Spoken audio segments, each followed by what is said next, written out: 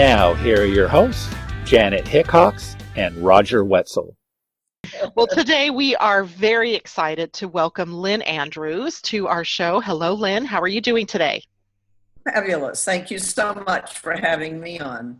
Yes, You're we're really welcome. excited. We're glad to have you. We have actually been trying to get you for since March of last year when we were all scheduled and my husband hurt himself and then something else happened. I mean, it's been on and on for us. So it's like timing and everything just sort of converged right now for us to finally get together. And Perfect. we're here today to talk about your book called Coming Full Circle, which I happen to have a copy of sitting right here. Coming Full Circle, Ancient Teachings for a Modern World. And I want to just start by giving you an opportunity to tell us what inspired you to write this book, because it's different than some of the other books that you've written. I've written, well, this is my 20th book. Yes. And I've written so many about my work with women of power all over the world, in Tibet and Nepal, in Australia, in South America, et cetera, et cetera. And always when I went to meet with one of the women of power, usually women who are of a native tradition in some way, although I don't teach native tradition, but these women of power are so extraordinary and so powerful. I wanted to come and work with them. So I would work with them and all these incredible things would happen, so I would write a book about it. In Coming Full Circle, my new book, I decided that I had not written, there's 44 of us in this circle of women, and I decided I would write some about different women that I'd never mentioned before. And it was fascinating because it took me down a little bit of a different trail. I was there kind of working with them, interviewing them, rather than them teaching me how to heal the many frailties that I have, which is usually what I talk about. And if I have, say, in the old days, in the early part of my work with them, I had a lot of difficulty with feeling self-worth. And so Agnes Whistling Elk, who was my mentor, sent me down to study with Soyla in the Yucatan in the south of Mexico. And she put me through extraordinary situations to teach me about having self-worth. And I said, well, I have self-worth. How can you say I don't have self-worth? And she would say, well, you might need to be able to work on that just a little bit. So one day, we woke up and we were in this hut and we were sleeping on hammocks. And she said, come, I want to take you somewhere. Now, you've got to remember that these are she is an elder woman. She's Mayan descent. Mm-hmm. Her husband, Jose, also is. They're magical, powerful musicians, shamans, and he's a musician also. But they're shamans of a magical ancient tradition, and it's part of the Sisterhood of the Shields. It has nothing to do with the Mayan traditions, the traditions of tribes all over the world. It has to do with an ancient wisdom that was seeded here thousands and thousands of years ago. Anyway, so off we go down this trail early that morning. It had been raining the night before. I'm walking in those wonderful little sandals. And I'm slipping and sliding down this trail behind her. And usually we walk very slow and we talk. And this particular morning, she was walking really fast. And I was madly trying to keep up with her. And I said, Zoila, where are we going? What are we doing? And she said, I want to show you something. And so we're going through the jungle. And she takes a trail that I'd never seen before to the left. And all of a sudden, we're going through and all of a sudden she stops and I stop. And our toes are literally curled over the edge of this incredible crevasse in the jungle. And it's called La Caldera. And it's like standing at the edge of the Grand Canyon. thousands of feet below, and I'm going, oh my God. And your toes are hanging over. Toes are hanging over the edge. Oh my God. Because you just kind of come out upon it. It's certainly not a tourist spot. And excuse me. So she starts down this little trail that goes around La Caldera. And I swear to God, it's this wide. And she's going, and she says, follow me. And you don't maybe know anything about my life with these extraordinary women, but I've been taught and trained to be a person of power, a woman of high degree, if you will, in the world of ancient shamanism that is as important today as any day. And that's why I'm telling you this quick story. Anyway, down we go. They're very tough with me. That's what I meant to say. They don't fool around. It's not like they're standing on a stage saying, you do these aphorisms and it will change your life. Frankly, this is experiential, essentially, right? You're in the midst of this experience with them. Exactly. If you don't experience something, I don't think you truly learn it. True. And you can talk about it, write about it, everything you want, but if you don't experience it, I think you fail to really understand it. So here I am, walking, trying to follow her on this little path, and I'm terrified of heights at that point in my life. And I said, Zoila, I can't follow you. Oh my God, I'm going to slip and die, and I'm terrified and I can't go. And she turned around to me and very, very strongly, if you can imagine, it's hard to imagine these women, their intensity and their stature is so immense. And she just looked at me with these eyes like polished mirrors. And she said, you will follow me. And if you do not, we will never work with you again, and we will never dream you again. Dreaming is a great part of our work together. So I realized she wasn't kidding. And at this point, this was my whole life. And so I thought, well, I'm going to die. I guess this is as good a place as any. I was terrified and I was crying. And I started down this little trail. I'm hanging onto this cliff alongside and looking down a couple thousand feet. Oh God, I'm getting hyperventilating here just thinking about it. Horrible. And those little Hirachi sandals, Yeah, in the mud. And your feet slip in and out of them at the best of times.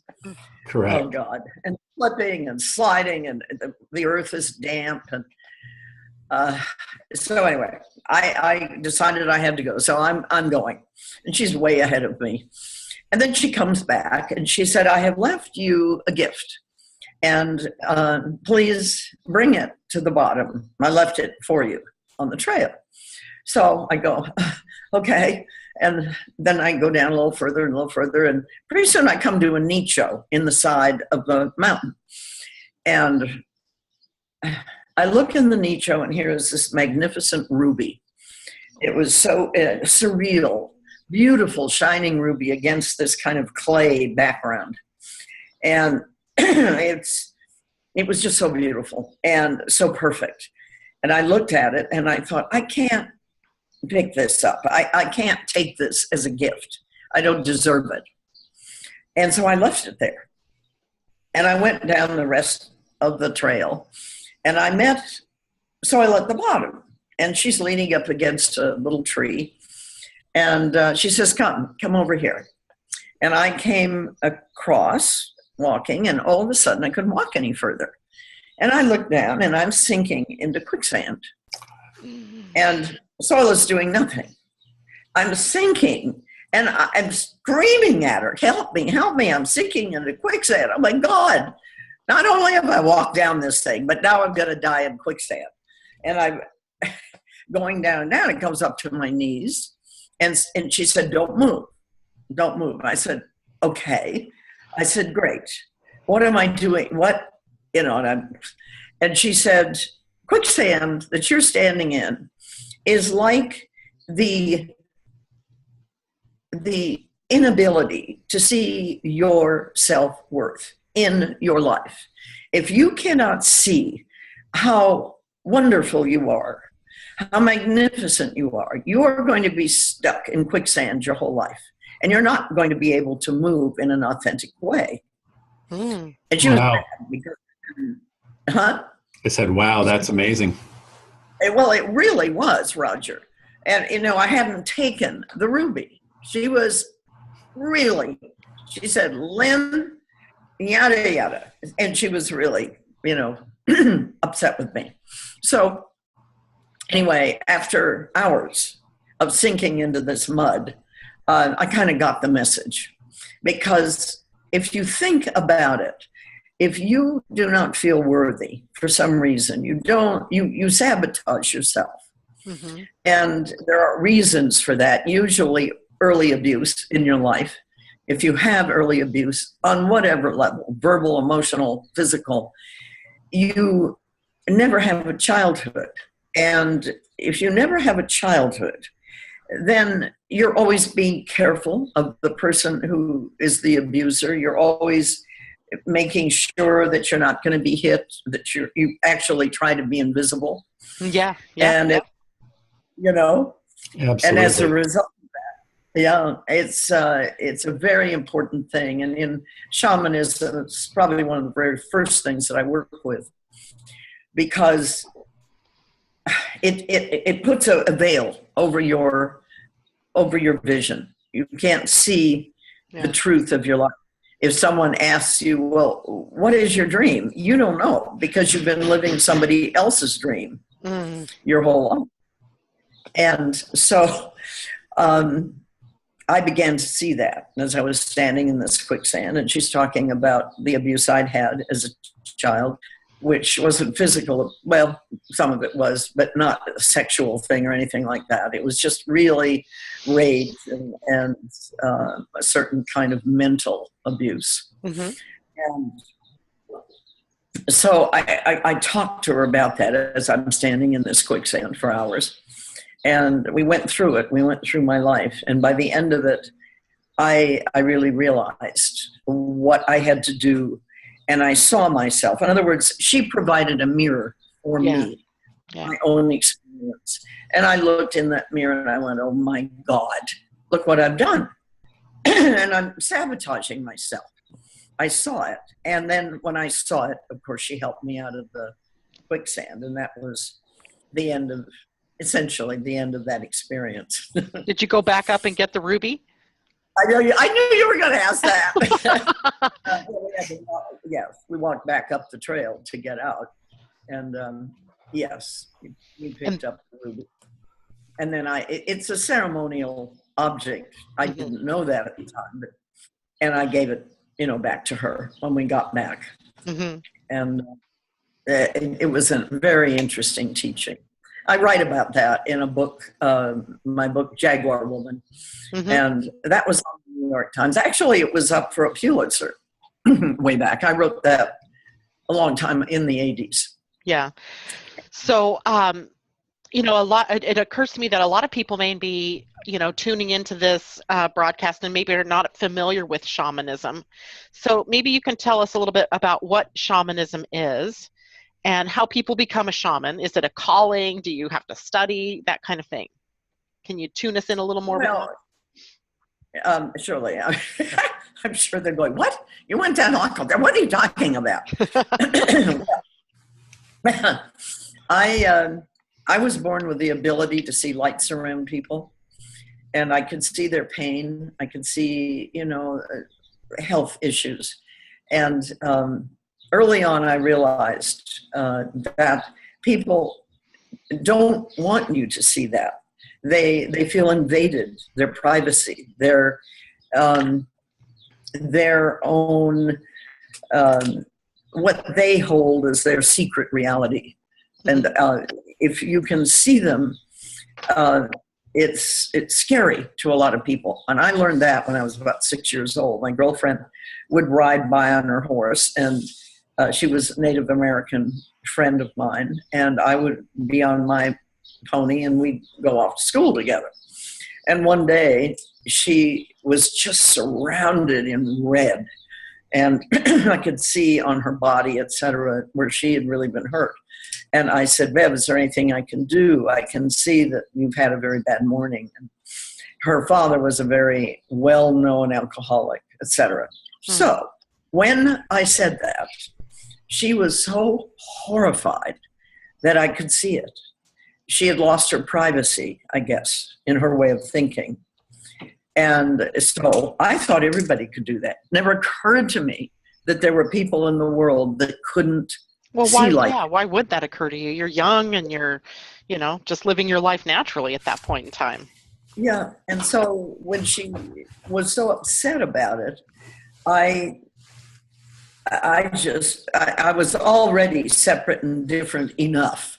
And my parents were getting a divorce, and I was an only child, and on. And I thought, I became somebody else. I hid the abilities that I had for many years after that. I almost lost my best friend. It was hugely traumatic for me. And I went to Catholic schools after that, all the way through, because I loved the intimacy, the smallness of them, and they always had a chapel where I could go pray. I'm not Catholic, but I wanted to go to a good Catholic schools, which I did all the way through. And so in the meantime, here I have these abilities that I can't talk about. And finally, I realized that I needed to find someone, a teacher, a master, a somebody who I could work with and who would help me understand whatever this was. It was how I didn't see it as abilities. I didn't see it as anything. I just knew it was something that happened. And so I went and searched all over the world, and I would meet male teachers, male gurus, male masters, if you will. And I really was in search of a woman because I'm a woman. And I wanted to learn from a woman that understood, hopefully, me. And several things happened. I write about it in Medicine Woman, and some I write about it in Coming Full Circle, the book that I've just written. I write about how I came to this. There was nothing else I could do. I was married, and my ex-husband was one of the heads of Warner Brothers. We made films. He raced cars. I have a daughter, Vanessa. I mean, I had this extraordinary life that everybody wants. And I was miserable, of course, because I wanted to know spiritually what my destiny was. I knew I had a destiny. And I finally found Agnes Whistling Elk and Ruby Plenty Cheese, my native teachers from the north of Canada, actually. And Medicine Woman chronicles this, but I was at an art gallery for an opening of Stieglitz, of all people. And I walked in the foyer with a friend of mine, and I saw this photograph on the wall, and it was of a Native American basket. And I put my hands on the frame and felt my hair blown in the north wind. I felt it. And I jumped back, and I looked at the legend underneath, and it said marriage basket circa 18-something around McKinley. And I didn't know what it was. I was dealing peripherally in art at the time. And as an art enthusiast, I looked at it and thought, this is a basket that I've never seen the likes of. And I wanted to find that basket, find out what it was.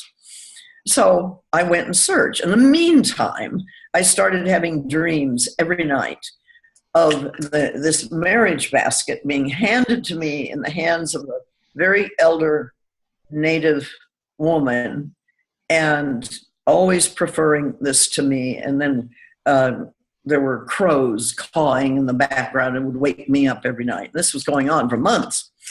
Finally, I found someone who could tell me what this was. Turned out to be a native medicine man from the Cheyenne. And he told me about what was happening. And he said, this is a very, very sacred object. It means something wonderful. And you need to go find Ruby Plenty Chiefs north of Manitoba. out north of Winnipeg, I should say, in Manitoba. And then she'll tell you where to go. And so I went on this journey immediately, flew, rented a car, completely unprepared for the things that happened to me. And it opened up this world of mystery and magic and power. Power meaning not power over someone, but power to realize your own dreams, power to see the energies in the universe. You asked me, what is a shaman? A shaman is someone who can choreograph the energies in the universe. And a person who, what we would call, knows how. And it has nothing to do with a belief. And, you can be a Buddhist, a Hindu, a Catholic, doesn't matter. You just learn these skills, and you learn about the essential truth of nature, of energy, of the force in the universe. What does that really mean? How do you meet that force in the universe? What is the divine feminine really? What do they mean by the firstness of woman? There's an old adage that if a religion or a process or a government does not understand the firstness of woman, they will fail. And it's interesting to me to look at what's going on all over the world in terms of wars, and so forth. It's hardly the firstness of woman. And so... True enough. Yeah. So we need to take a break right now. And when we come back, I'd like to follow up on the topic of shamanism. And okay. So we'll be right back.